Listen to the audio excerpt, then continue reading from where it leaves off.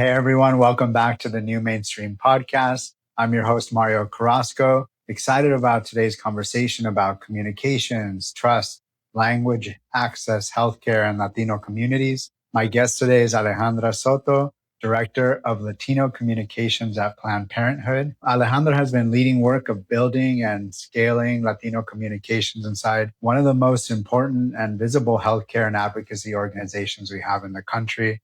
I'm excited to unpack today, not just the message, but the infrastructure behind the message, what it takes to build a Latino communications department from the ground up, engaging Spanish-dominant communities, and how to communicate the full scope of Planned Parenthood's work beyond the topics that dominate the headlines. So excited to have you on, Alejandra. Welcome to the New Mainstream. It's super exciting to be speaking with you and hearing that introduction. I'm thinking, my goodness, is that all that we do at Planned Parenthood? But it is, or at least we aim to do so. We had a little pre-conversation and I learned a lot about your work and everything that Planned Parenthood does. So I'm excited for guests that don't know to learn about it too. But one thing I always start with is career journey, right? Very few people in any industry have a straight line career journey. So can you tell us a little bit about your path and how you ended up leading Latino communications at Planned Parenthood?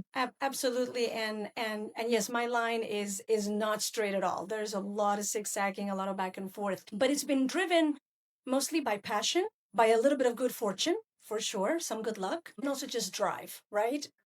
What a privilege is it if you do have the privilege to be able to choose where you work, right? And to choose what you want to do.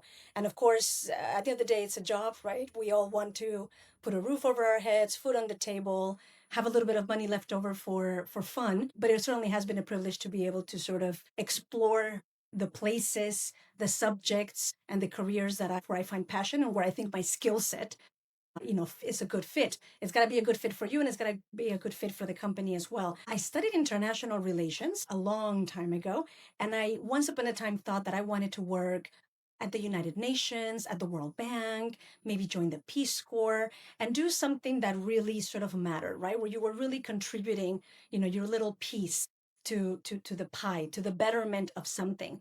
But long story short, I ended up a bit of a social worker, even though I didn't necessarily have that background. My first job out of school was working with juvenile offenders in New York City. So older teenagers, still minors, but that had committed a felony and would therefore be treated as adults in the judicial system. Thankfully, the law has changed in New York since then, and this is no longer the case. Even older teenagers are now treated as minors.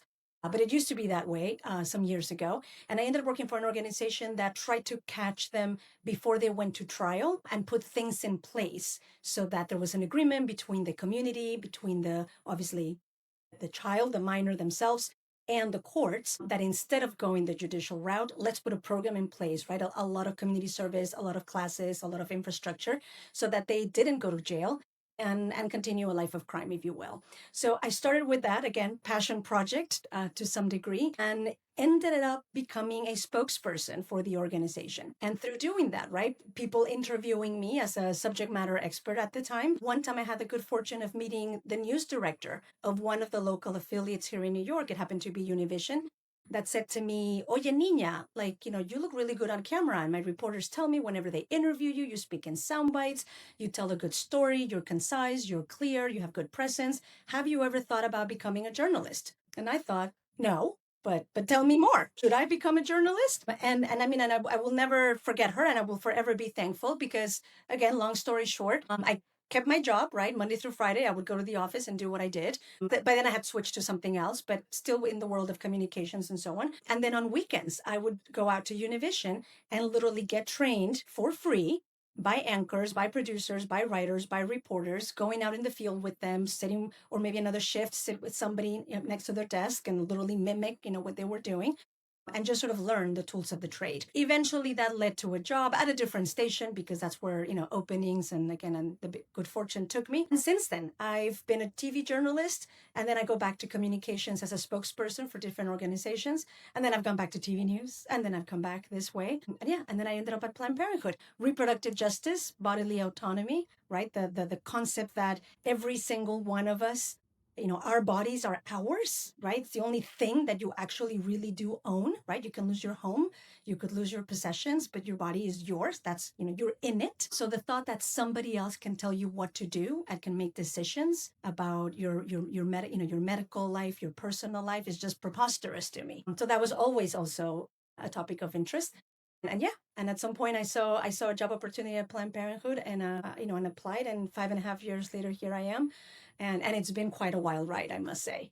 The Trump administration certainly keeps us busy every other month of the year. That's an incredible journey, and I think you mentioned you wanted to get into something where you make a difference, and you had aspirations for the UN. You've done it, so congratulations. When you were at the social justice organization that you mentioned, were all these in Spanish? Is that how Univision kind of came to know? That's funny, right? And I think all of us that are Latinos can certainly identify with this, right? Because if you do speak Spanish, right, and if you're comfortable working in Spanish, you inadvertently either end up volunteering, to do some work in Spanish within your company, your organization, if it makes sense. Or you get volunteered, right? Or voluntold, as one of my colleagues Voluntold, likes to yeah. say. And we normally say yes, right? Because you do want, particularly when you're doing work in service of the community, because of course you do want to help, right? You do want to make information more accessible to more people. Although I will say this, let's always make sure that we're asking for remuneration for this, right? If there's two of us and we're both doing the exact same thing, and one's doing it only in English and I'm doing it in English and Spanish, there should be compensation for that, right? But that's another conversation, perhaps.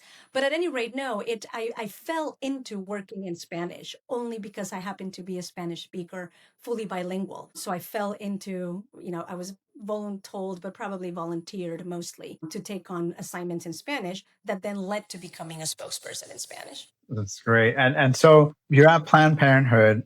I remember from our conversation, your role and department didn't exist, and if it did, it was pretty small. So when you arrived, like what existed already, and what did you have to create from scratch? At the national office, there's obviously always been a communications team, pretty robust, and 15, 20, 25 people, depending on, what time, at what period we're speaking about. And people have niche expertise within the world of communications, right? So some of my colleagues focus on federal advocacy, connecting with the administration in turn, connecting with champions of reproductive justice, reproductive rights in Congress, legislative affairs, right? That kind of team. So different teams that do different things. Team, of course, that focuses purely on health and education, right? And on informing the community through the press about the breadth and the wide breadth of services that Planned Parenthood offers: STIs, breast cancer exams, cervical cancer, vasectomies, right? All sorts of healthcare having to do with reproductive healthcare. At any rate, there was always somebody on the team, and this predates me, so I'm speaking a little bit from what I've heard. But there was always somebody on the team, again, a Latina, that would be in any one of these teams, and that would probably start doing, hey, we should probably translate our press releases. Hey, we should be making sure that we are pitching to the Univisions and the Telemundos and all the digital newspapers that are in Spanish around the country, that we pitch them in Spanish, et cetera, right? So there were others before me that sort of laid that foundation and did some of that work. And what I imagine happens, because I've never really asked, is that probably at some point, right, through those efforts, the powers that be sort of said to themselves, like, maybe we should have a dedicated team that exclusively does that. And so Latino Comms was invented, if you will. And this happened in the end of the summer of 2020.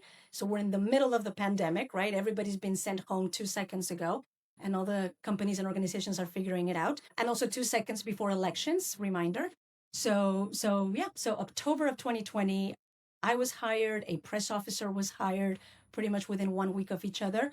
And I was told, all right, this is Latino Communications, or rather, you tell us what Latino Communications, should be. This is what we envision. Do an audit, if you will, of what the comms team does currently, right? The different verticals within the comms team, and what would make sense for Latino Communications to take on, to mimic, to do differently, and build this team. And we've had, lots of ups and downs, again, because we've weathering still two Trump administrations, where Planned Parenthood has had to pivot.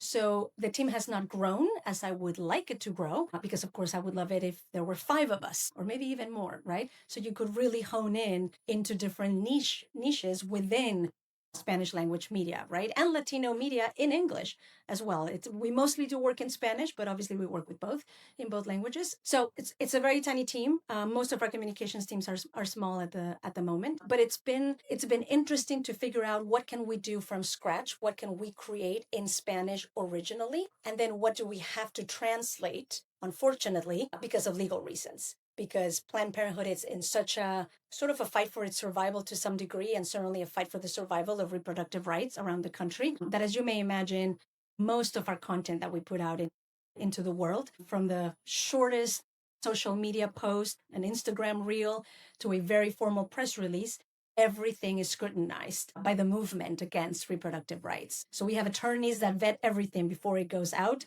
precisely to make sure that there is no scrutiny whatsoever to be done. So we do a lot of translation. I will admit to that, but not a straight translation. Obviously, culturally nuanced, right? Speaking the way we speak and the way we know people want to hear from us through research, through data that we also conduct. Yeah, it's so interesting, this conversation. We get so many organizations follow a similar arc to what you did, in that they go in to be hired to start a Hispanic or Latino or multicultural arm. And there's been people that have maybe done some translations, and they have to build on that. The scrutiny and the pressure and the importance of what y'all do, you have a whole other layer of complexity. There's translations a part of it, but I remember from our earlier conversation that it's bigger than translation, right? There's a whole cultural nuance to reaching out to the Latino community. And so can you walk us through a bit for people in other organizations,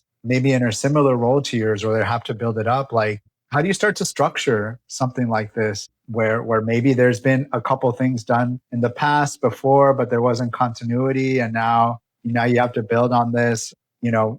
What do you decide to prioritize first? Especially when you have few people, right? And often Right, resources to, do all the things in Spanish is what I would like to do, right? right. Can't always do. One of my former supervisors once said to me, you have to make your list of the 20 things you want to do, knowing that you're really only going to work on 10. And of those 10, fewer than 5 are actually going to move all the way forward, right? And I'm thinking, from 20 to 5, please don't tell me that. But it's true, right? You have to prioritize and strategize. And look, and the number one rule, as you know, of communications, you can have the most beautiful campaign, lovely graphics, lots of money behind it, amazing language, you've done all your research, etc.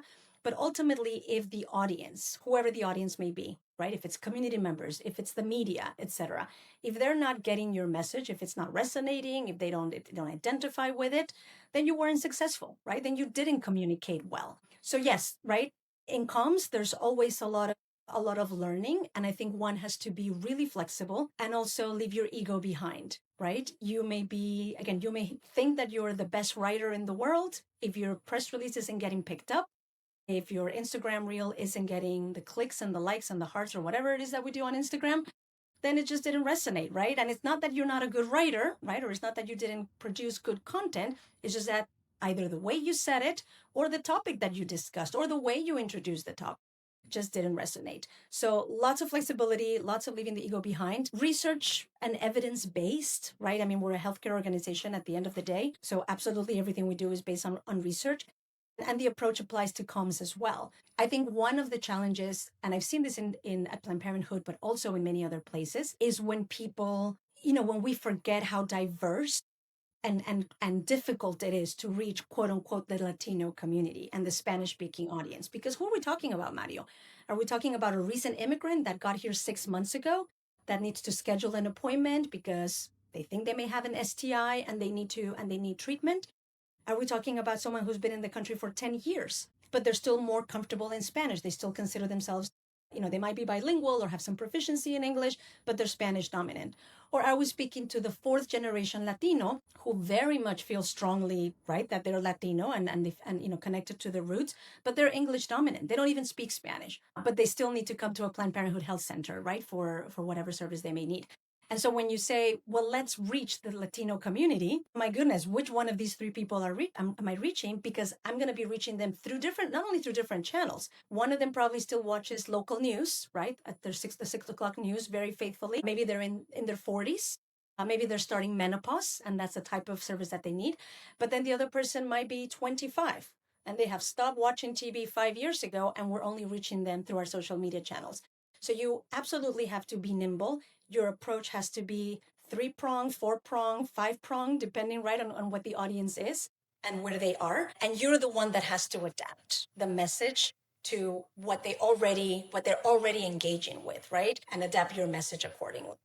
Thank you for mentioning that, because you're right. I think we know that intuitively. I think a lot of people can forget that, and just look at it as language. English speaking Latinos, and there's so much more immigrant, non-immigrant, first gen, second gen, third gen. It starts at language. And then, of course, you have to decide. Certainly, if you're doing something regional, it gets a little bit easier, right? Because if you're speaking to Mexican Americans in, I don't know, in New Mexico, there's a certain lingo, right? Versus if you're speaking to, I'm not going to say Cubans in Venezuela. I mean, Cubans, pardon me, in Florida. Now I'm going to say Venezuelans in Florida, huge population. You're going to speak to that community differently, right?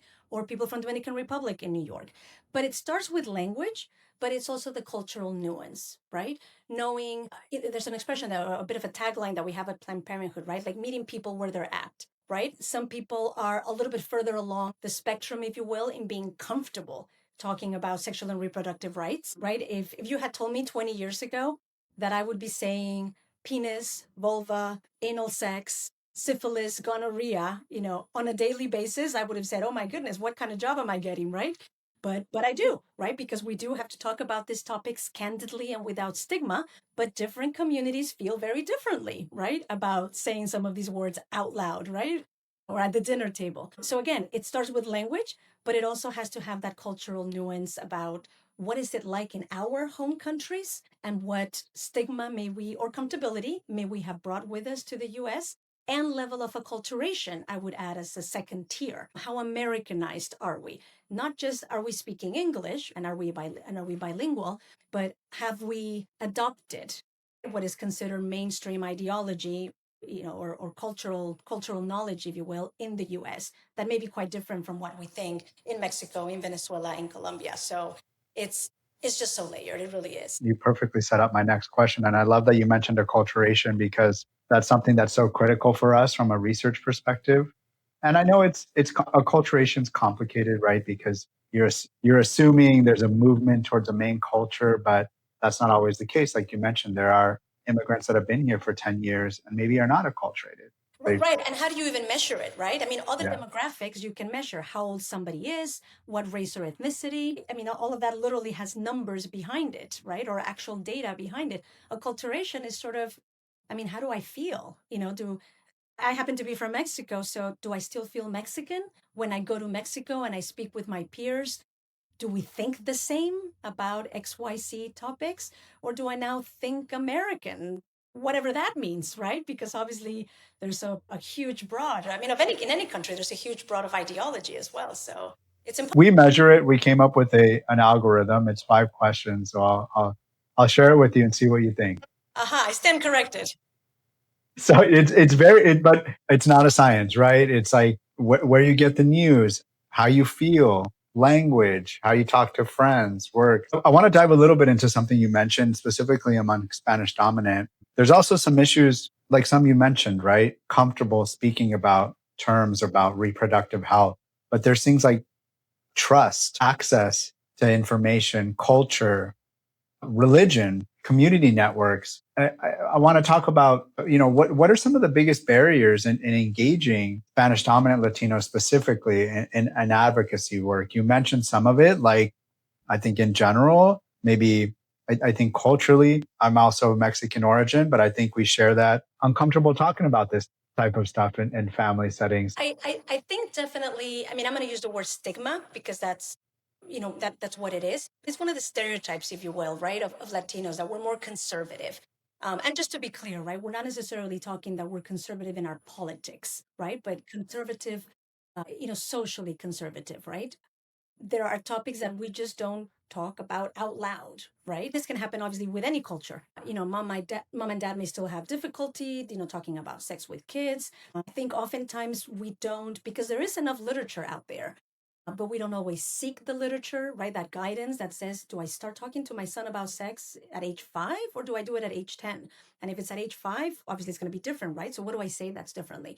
So it starts with that, right? It starts that just generationally. Again, we're about, I think, 1.5 maybe generations behind where the conversation is in the US in terms of parents even being comfortable of talking about this, with their kids. Obviously, teenagers talk about it with each other. Of course they do. 20-year-olds, of course they do. But even women, and again, there's research and data behind this, even Latinas, and I say women because, traditionally women, we talk to each other about everything and maybe we overshare.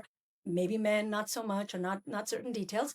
But even people in their 30s, late 30s, you just don't talk to your girlfriend. You may talk about sex, but you may not always talk about when something's wrong or when something is a concern, right? So you may talk about, I don't know what great sex you had yesterday, but you don't necessarily say, hey, something might be wrong with me. I have, when my menstrual flow comes, it doesn't look the right color. It doesn't feel the right way. Do you think I should go to the doctor?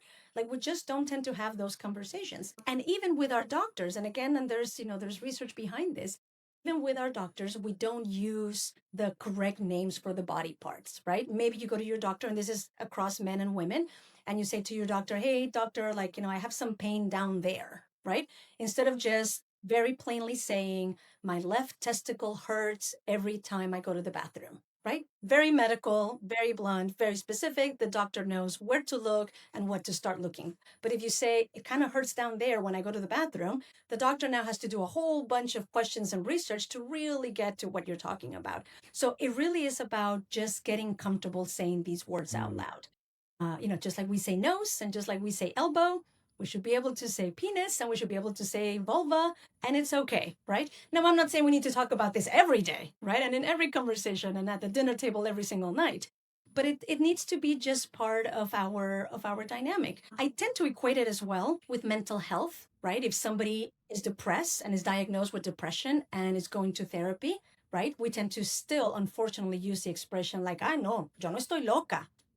I'm not crazy. I'm not gonna go to a psychologist. Eso es para gente loca. No, of course it isn't, right? So there's all of these stigmas around medical issues, and we truly just have to just keep pushing, just keep talking about it. It's the only way to break that apart, and to move forward a conversation where you then are not embarrassed to ask the questions. Therefore, you're not going to be embarrassed to receive the information that you need. Because ultimately, that's what you want, right? To be informed. I think that's my follow-up question to this.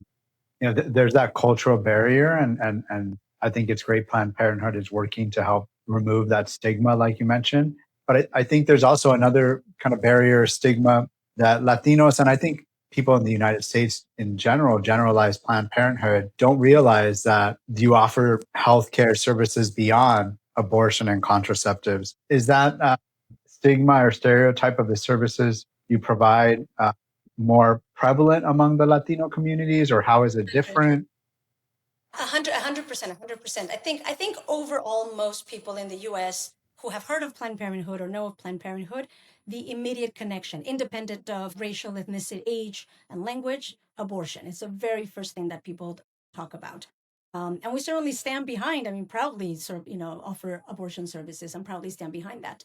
But FYI, abortion is our third service. STI treatment and STI testing is the number one service that people come to Planned Parenthood, and then birth control as the second one. And also, by the way, when we talk about birth control, most people think like, oh, women can get on the pill.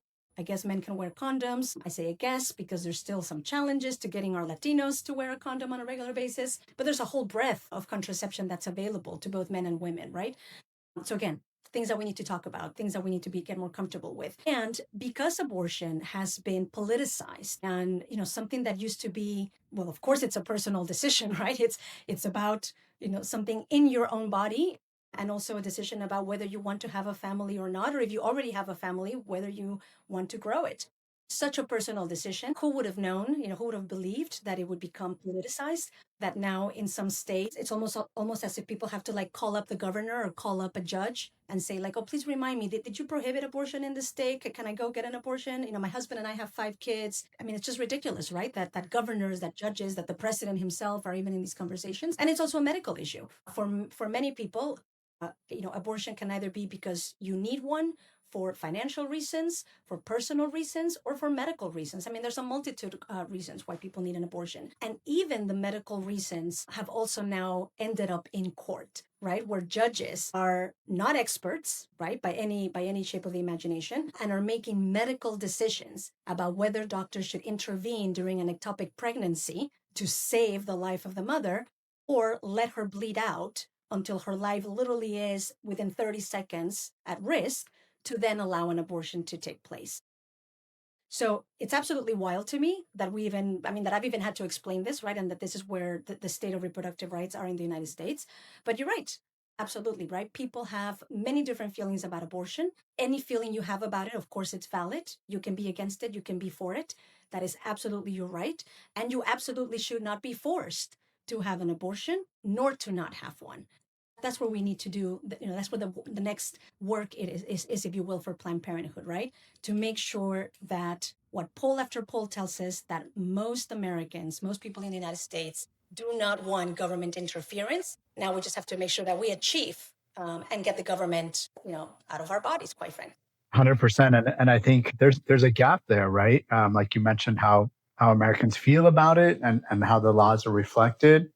What steps have you taken in the Latino communication department to kind of bridge that gap of Latinos, making sure that Latinos know what services you provide beyond abortion? Like how do you bridge that gap? I so appreciate that you're asking me this, and I'll be super candid because it is a challenge. Research and studies tell us that Spanish dominant or Spanish monolingual Latinos do not fully know Planned Parenthood. They know a little bit about us, right? And do not know the breadth of services that we provide, that our Planned Parenthood health centers provide, and do not know what an integral part, if they're not patients themselves, or they don't know somebody who's a patient, they don't know what an integral role a Planned Parenthood Health Center plays in communities where there is no other doctor. And I'm talking about no other doctor, full stop, not just for sexual and reproductive, but no hospital nearby. Like, think of rural Texas, think of areas that are just medically underserved, even in urban centers. So places where there's no other hospital, where there's no other clinic. So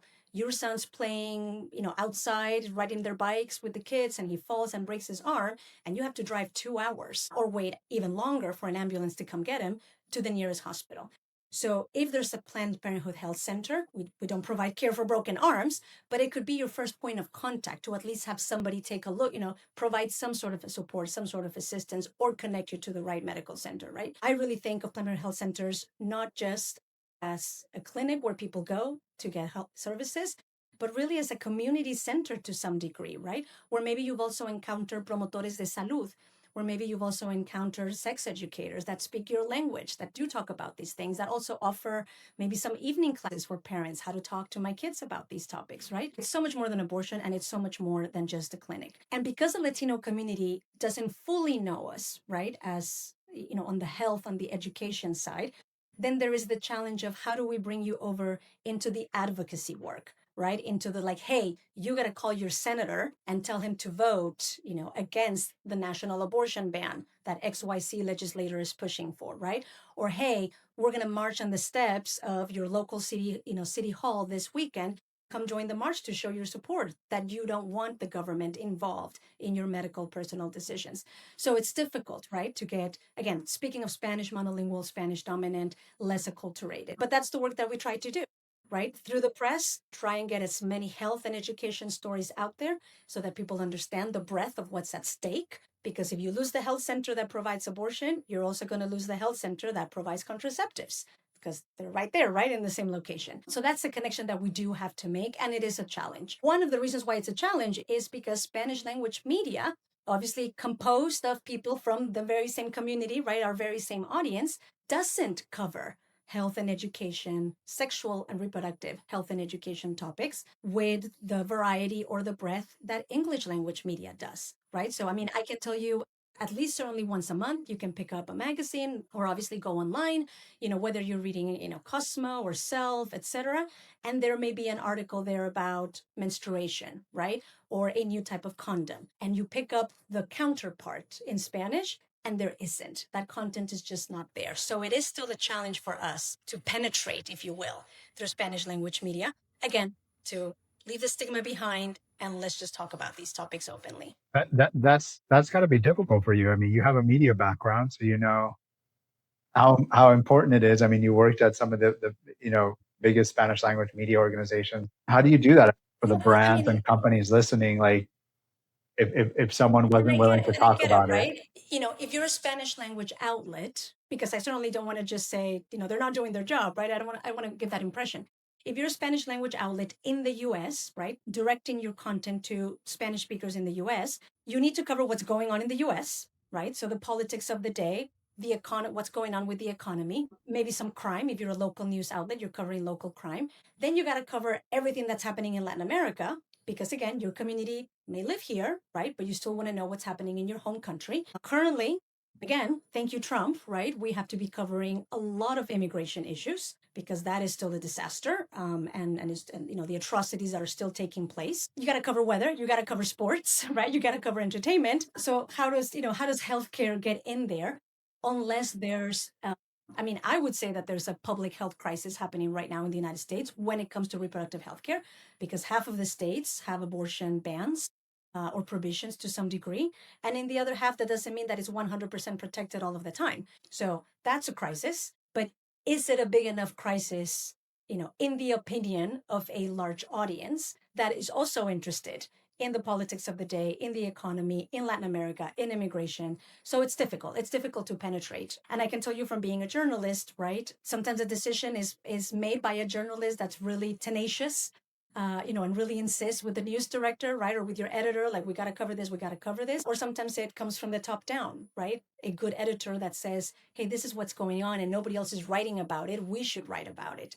So it's sort of a same thing, right? The challenge for us in comms is that we have to make sure that we're reaching and in constant communication without overwhelming, of course, reporters, the actual journalists on the ground, but also writers, but also producers, but also editors, but also news directors, so that they understand, right, why this topic is one that merits that very limited space, that they have allotted for either for a newscast on television, on radio, etc., or for the amount of print, digital, even digital print, right, that they want to give a story. So yeah, again, a lot of flexibility, leave the ego behind, and you just got to keep at it. yeah, and you've been giving, I think, great advice for people at organizations that maybe aren't dealing with healthcare but are trying to manage Latino communications or insights. There's people listening working in marketing insights, and backing up a little bit. They're not necessarily working in reproductive health, but they're trying to reach the same audiences that are skeptical, maybe disengaged or underserved. Like, what are some things? You've mentioned one right now, leaving ego behind. But what are some other things that you've learned that applies to communications, Latino communications more broadly, beyond Planned Parenthood advice? What comes to mind first and foremost is you have to show up, not necessarily, with your campaign, right? With your event, with your, not necessarily when you want to, but when the community needs you, and consistency. And what comes to mind right away is Coca-Cola, right? If you go back all the way to the late 70s, if you're old enough, but if not, you can Google this, but certainly through the 80s, huge push. Coca-Cola has been targeting and speaking to Latinos, both in Latin America, but in the US, because maybe, right, if you're not an international company, you're only going to focus here in the US, but certainly in the US, they've been speaking to us, quote unquote, in our language, right, in Spanish, with a whole bunch of ads everywhere, television, print, etc. But also they've been doing it with that cultural lens, right? So if the commercial on TV on ABC was, I don't know, people at a barbecue, right, and they're having corn on the cob and hot dogs and whatnot, and then they're drinking their Coke with the barbecue, then the commercial on Univision was not people at a barbecue, maybe it was people at a quince años, right? And maybe they're having, traditional Mexican dishes, and you see the quinceañera in the background, right? With the vals, con el papá, dancing, etc. And you're drinking a Coca-Cola, right? But you also have to make sure that you don't fall into stereotypes, right? Don't show me the quince años with the girl, with the dress, with the mariachi band, with the papel follado, hanging in. I mean, don't overdo it, right? Let's not fall into caricatures either of our cultures. But you have to make sure that you show that you've done your research, that you understand who Latinos are, what Latino celebrations look like. They're different from American celebrations, and you show up, and you be consistent. I went to a Mexican example, of course, because that's what's top of mind, right? Because I'm Mexican. But similarly, right? People from Uruguay don't have quinceaños, right? So what does a Uruguayan celebration look like, right? If that's the community you're targeting. So that's what you have to show. So it's got to be, leave your ego behind, flexibility, consistency, research, and authenticity. I mean, I think if you do all that, it automatically leads to authenticity. But you have to make sure that you very intentionally say that at the beginning of your project and check yourself at every step that you are meeting that authenticity and that consistency with audiences. I love that. And that's, I think, great advice for everybody. And I think a great point you just made was like, if you do all these things, right, where you're consistent and do your research, authenticity will come out of that. You don't have to force it. We're at our time, Alejandra, and I want to thank you so much for joining the New Mainstream. I really appreciate the work you're doing in the community and the thoughtfulness you brought to the conversation. It has been super exciting. I think conversations like this, if nothing else, they sort of like, get my engine running, right? And motivate me to, to keep doing what we're doing. Ultimately, for us at Planned Parenthood, it's about making sure people have information so that they can make the best decision for themselves and their families that they need to make. So anything that moves any one of our organizations and companies to our communities having more information only leads to people just being able to lead better lives. Agreed. And thank you everyone for listening. And whether you work in healthcare, advocacy, marketing, or public affairs, I think the lesson's the same that Alejandra brought. If you want to reach a community, you really have to invest in understanding that community, building the capacity to listen and communicate and show up consistently. So thanks again, Alejandra, for joining. Thank you everybody for listening to the New Mainstream podcast, and we'll see you next time.